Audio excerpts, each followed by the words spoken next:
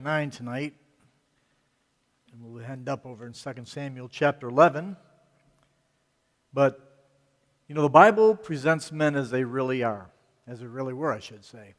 It records their accomplishments as well as their failures, and yes, even their sins. For example, in Genesis we read about Noah, who preached righteousness for 120 years.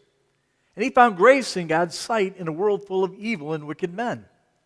He was God's man, trusting in the Lord when no one else had ever seen it rain before.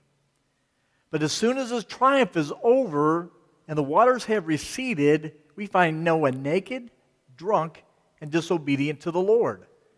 Chapter 9 of Genesis, beginning verse 20. And Noah began to be a husbandman, and he planted a vineyard, and he drank of the wine, and was drunken, and was uncovered within the tent.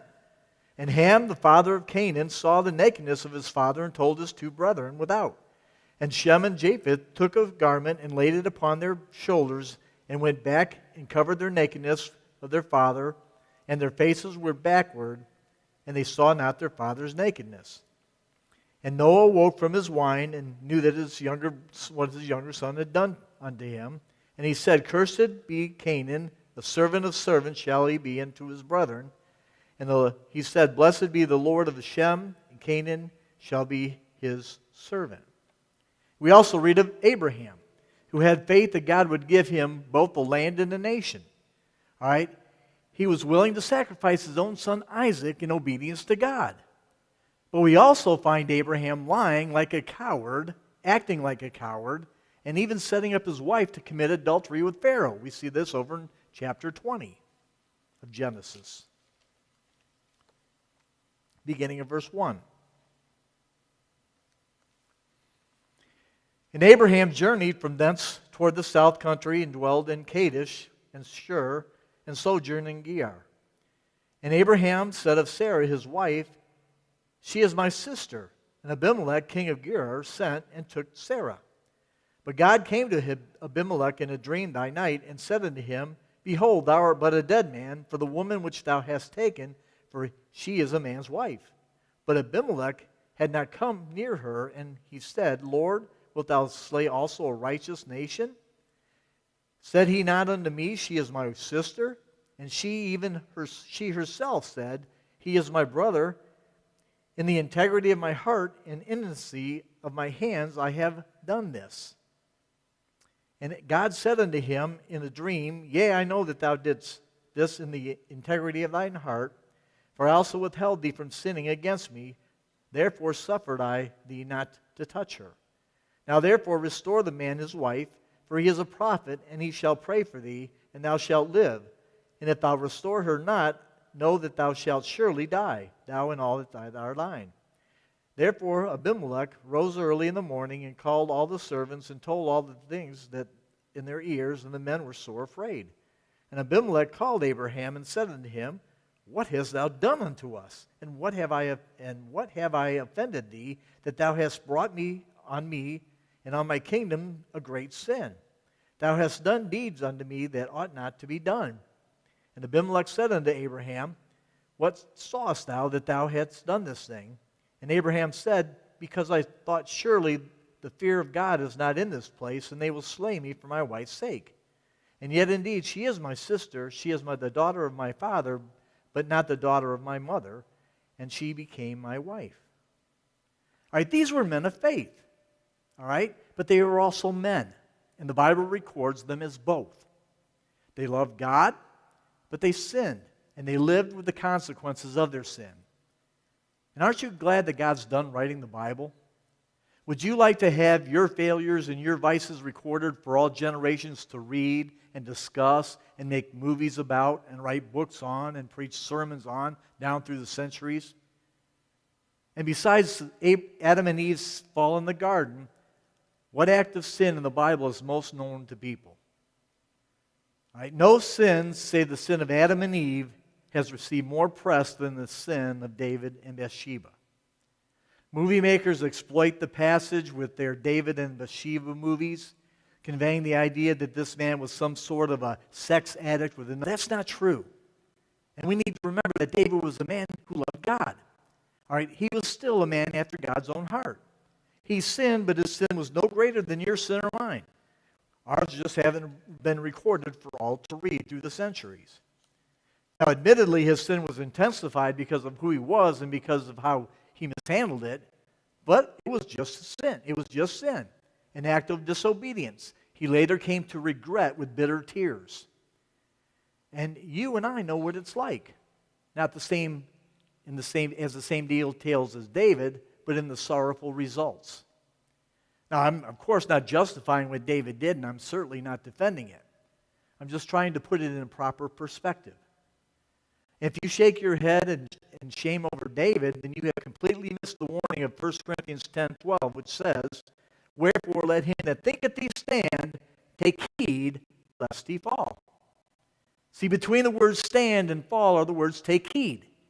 And we need to do that constantly. And if we don't take heed by running as fast as we can from this kind of temptation, we will fall, just as David did. My point is this: his flesh and our flesh are equally weak. Now remember, God called him a man after his own heart. And if David can fall, then so can we. So first of all, let's look at that. Let's look at the failure. All right? 2 Samuel chapter 11, beginning of verse 1.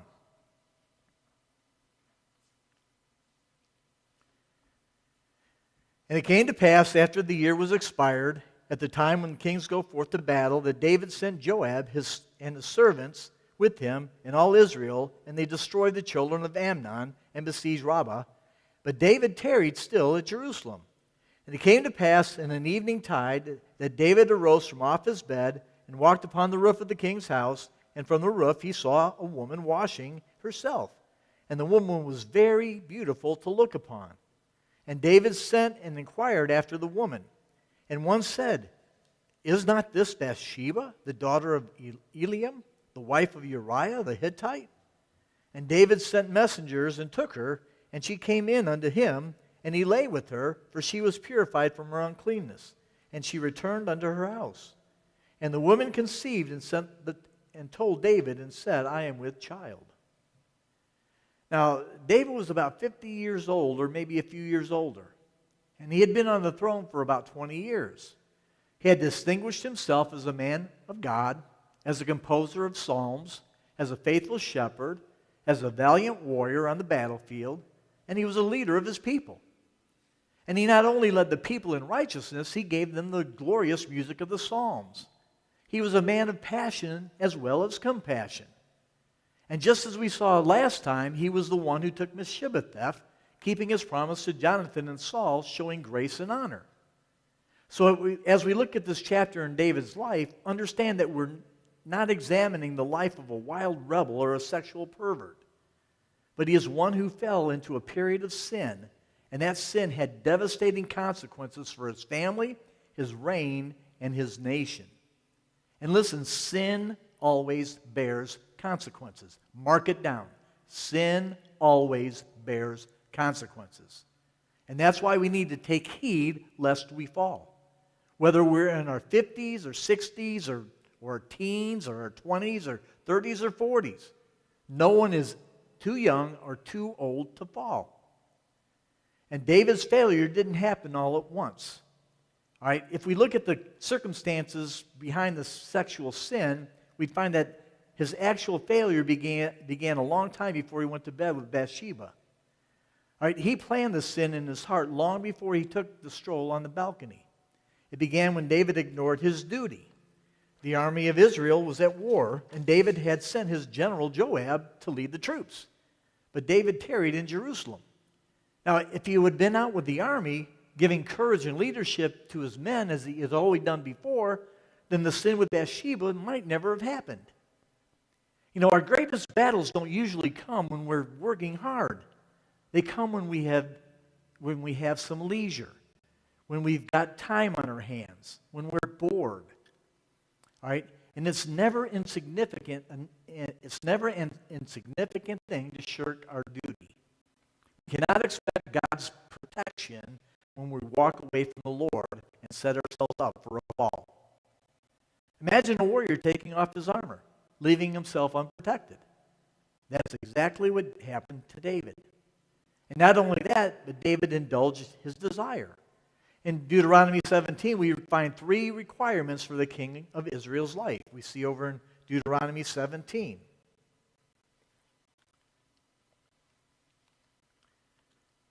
Beginning in verse 14.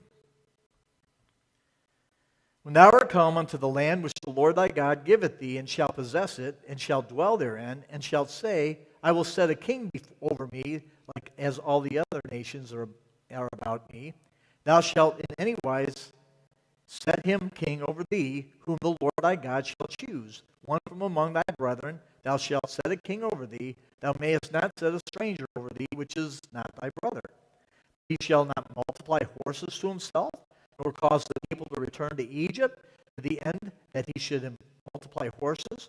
For as much as the Lord has said unto you, you shall henceforth return no more that way. Neither shall he multiply wives to himself, that his heart turn not away. Neither shall he greatly multiply to himself silver and gold. All right, so he is not to multiply horses to himself, which is to say, he's not to be a hoarder of his possessions. And he wasn't to get rich at the expense of the people. And he was not to multiply wives to himself, because the wives would turn his heart away from God. Now, David had no trouble with 2 of these, but he failed completely with the 3rd command.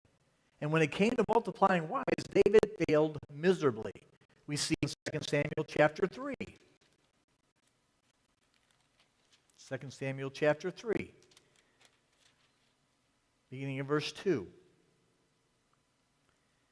And unto David were sons born in Hebron, and his firstborn was Amnon of Ahinoam the Jezreelitess, his second Chileab of Abigail, the wife of Nabal of the Carmelite, the third Absalom, the son of Maacah, the daughter of Talmai, king of Geshur, and the fourth Adonijah, the son of Haggith, and the fifth Shephatath, the son of Abital. All right, that's a total of 6 different wives. And then we read in chapter 5, in verse 13. And David took him more concubines and wives out of Jerusalem after he was come from Hebron, and there were yet sons and daughters born to David. Now, though he was commanded not to multiply wives and concubines, he literally had his own harem. He indulged his desire, taking any woman that he wanted. And even though his wives and concubines increased, his passion was not abated. The king who took another man's wife already had a harem full of women. And the simple fact is that the passions of sex is not satisfied by a full harem of women. It is increased. Having many women does not reduce a man's sexual desire. It excites it. It stimulates it. And David, being a man with strong sexual appetite, mistakenly thought, to satisfy it, I will have to have more women. So when he became king, he added a harem, but his drive only increased. You know, one of the lies of our secular society is that if you satisfy your drive, it will be abated. And that's not true. While thinking about the king's harem, who in the kingdom is qualified to blow the whistle on David? I mean, look at his track record. He had a humble beginning. He was a giant killer. He had 2 decades of sterling leadership. He had choice men in the right places, a military force for every foe it respected, enlarged boundaries that now reached 60,000 square miles, no defeats on the battlefield, exports, imports, strong national defense, financial health, a beautiful new home, plans for the temple of the Lord. So who could point a finger of accusation against the king? So what if he married a few more women and he privately increased the number of his concubines? So what? Well, first of all, because it turned his heart from the Lord. And that's what the Lord was warning about in Deuteronomy. His lust and polygamy secretly began to erode his integrity. And second, because it made him vulnerable. You know, between chapters 5 and 11, we see nothing but a success story. David is at an all-time high. He's fresh off a series of great victories on the battlefield. He has reached the peak in public attention, admiration. He has plenty of money, incredible power, unquestioned authority, remarkable fame.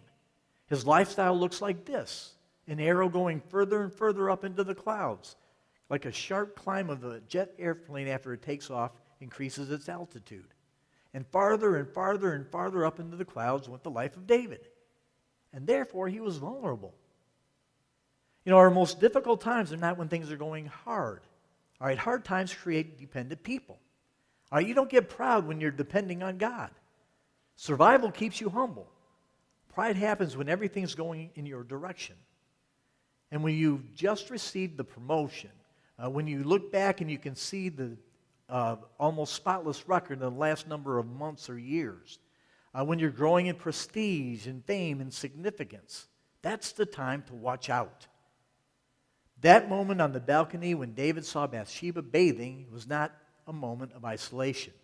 It was a pattern with David. And the more he fed his sexual appetite, the more he wanted. It was simply a matter of time before his sins would catch up with him. Numbers 32:23 says this: "But if you will not do so, behold, you have sinned against the Lord." Now listen to this, and be sure your sin will find you out. Be sure your sin will find you out. And it certainly did with David, as we'll see. So that was the failure. Now we see the fall. David is in bed instead of in the battlefield. And he must have had a hard time finding sleep. So he goes out for a walk on his roof. Now, many times Eastern kings built their bedchambers on the second story of the palace, and it usually had a door that opened to what you and I would call a patio roof. And it was beautifully furnished, a place where he could sit with his family or his men and take counsel. It was away from the streets. It was where no one could see him. It was a place of privacy. And he's walking on his roof, enjoying the scenes and sights. And then in the distance, he hears some splashing and maybe some humming from the lips of this very beautiful woman living just beyond the palace, just within the sight of his own backyard. Chapter 11 of 2 Samuel, verse 2. "And it came to pass in the eveningtide that David arose from off his bed and walked upon the roof of the king's house. And from the roof he saw a woman washing herself, and the woman was very beautiful to look upon." Now, the Bible gives us an accurate record of everything. All right, when it says that a woman is beautiful, she's fabulous. And when it says she's very beautiful, she's a knockout. She's physically attractive beyond description. And rarely will Scripture include the word very, and when it does, rest assured it's not an exaggeration. And when we read this tragic story, we instinctively think the offense as David's sin. But listen, this attractive woman cannot be entirely excused. Bathsheba was careless and foolish. She was lacking in the usual Hebrew modesty, or she would not have bathed in a place where she knew that she could be seen by someone. I mean, think about it. From her rooftop, she would have often looked at the royal palace and must have known that she could be seen. Listen, it's not enough to avoid sin ourselves. The Bible says that we as Christians must be sure that we don't become a stumbling block to others. Romans 14, verses 12 and 13. "So then every one of us shall give account of himself to God. Let us not therefore judge one another anymore, but judge this rather, that no man put a stumbling block or an occasion to fall in his brother's way." See, if David had gone to war, he would not have seen Bathsheba that night. If she had thought seriously about her action, she would not have put the temptation in his path. And this is very important in our society today when anything goes. We need to remember that if you want to be a part of the answer to the common battles of sensuality rather than the problem, then you work in cooperation with righteousness.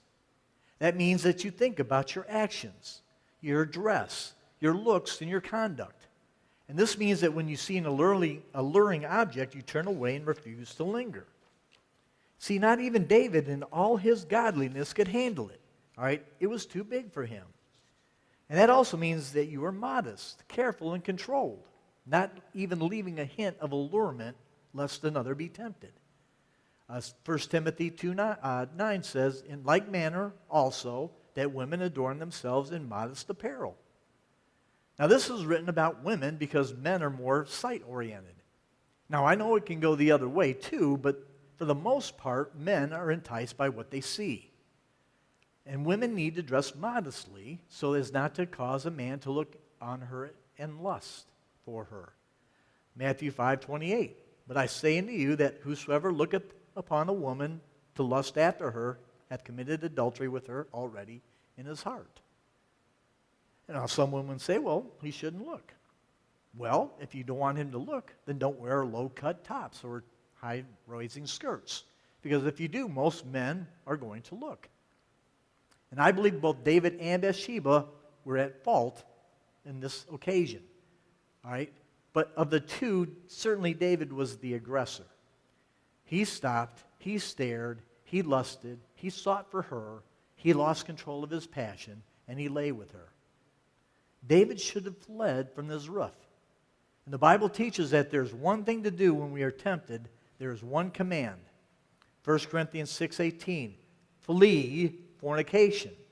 1 Corinthians 10:14, wherefore, my dearly beloved, flee from idolatry. 2 Timothy 2:22, flee also youthful lusts. All right, there's only one way to resist the lust that Satan hurls our way, and that is to flee. Joseph is a great example of this. Look over at Genesis chapter 39.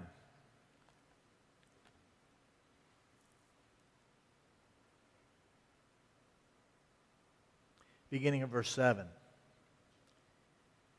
And it came to pass after these things that his master's wife cast her eyes upon Joseph and said, lie with me. But he refused and said unto his master's wife, behold, my master wanteth not what is with me in the house, and he hath committed all that he hath to my hand. There is none greater in this house than I, neither hath he kept back anything from me but thee, because thou art his wife. How can I do this great wickedness and sin against God?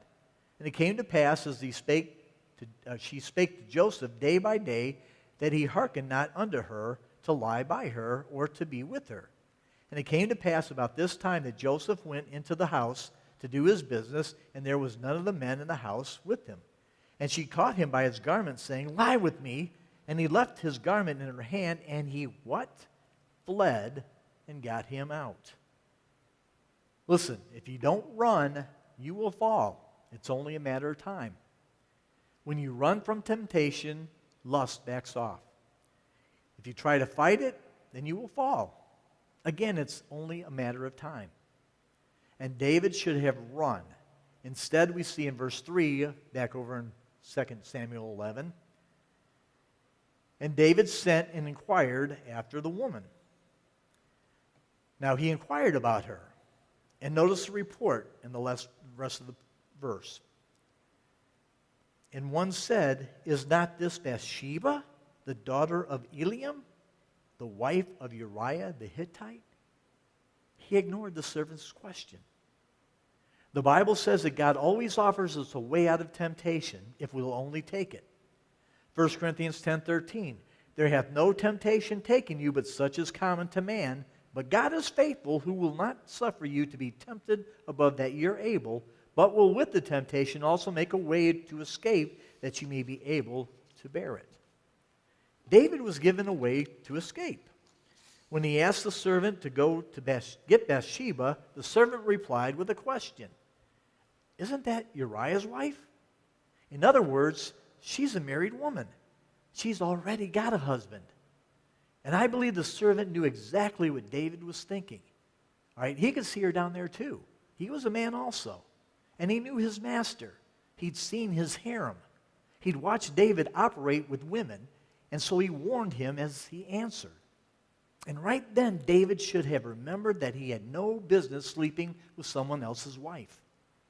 He knew it was wrong, and he should have thanked the servant for reminding him. Instead, caught up in his passion, he ignored the warning. And the result was a terrible sin. Bathsheba came to David and slept with him. Verse 4. And David sent messengers and took her, and she came in unto him, and he lied with her, for she was purified from her uncleanness, and she returned to her house. Now let's be absolutely realistic here. We would be foolish to think that there was no pleasure in this encounter between David and Bathsheba. All right, this act carried with it an enormous amount of sensual excitement. All right, stolen waters, they say, are sweet. And I think both of them probably took great pleasure in this private moment. All right, he was a romantic and handsome. She was lovely. She was lonely. She was beautiful. She was flattered. And they both thoroughly enjoyed it. Nothing else indicates that it was otherwise. And nor did David force himself on her. It appears to be a one-time only adulterous affair, a mutual situation that brought mutual satisfaction. And maybe before midnight, she slipped back to her own home, hoping no one would see. But, as Hebrews tell us, there's only passing pleasure in sin. We read in Hebrews chapter 11, verses 24 and 25, by faith Moses, when he was come to years, refused to be called the son of Pharaoh's daughter, choosing rather to suffer affliction with the people of God than to enjoy the pleasures of sin for a season. Listen, there's no doubt about it. Sin has pleasure for a season. Otherwise, it wouldn't be so tempting. In fact, the pleasure goes. All right? In fact, the pleasure is gone within a matter of weeks because Bathsheba told David, I'm with child.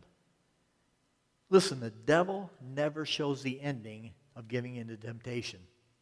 All right? He only shows you the beauty, the ecstasy, the fun, the excitement, the stimulating adventure of stolen desires. He never tells the heavy drinker, tomorrow morning you're going to have a hangover. Ultimately, you will ruin your life, your family. He never tells the drug dealer early on, this is the beginning of a long, sorrowful, dead-end road. He never tells the thief, you're going to get caught, friend. You do this and you'll wind up behind bars. He certainly doesn't warn the adulterer, pregnancy is a real possibility. Or you could get a disease that is life-threatening. Are you kidding? Face it. When the sin is done and all the penalties of that sin come due, the devil is nowhere to be found. He smiles as you fall, but he leaves you with no encouragement when the consequences kick in.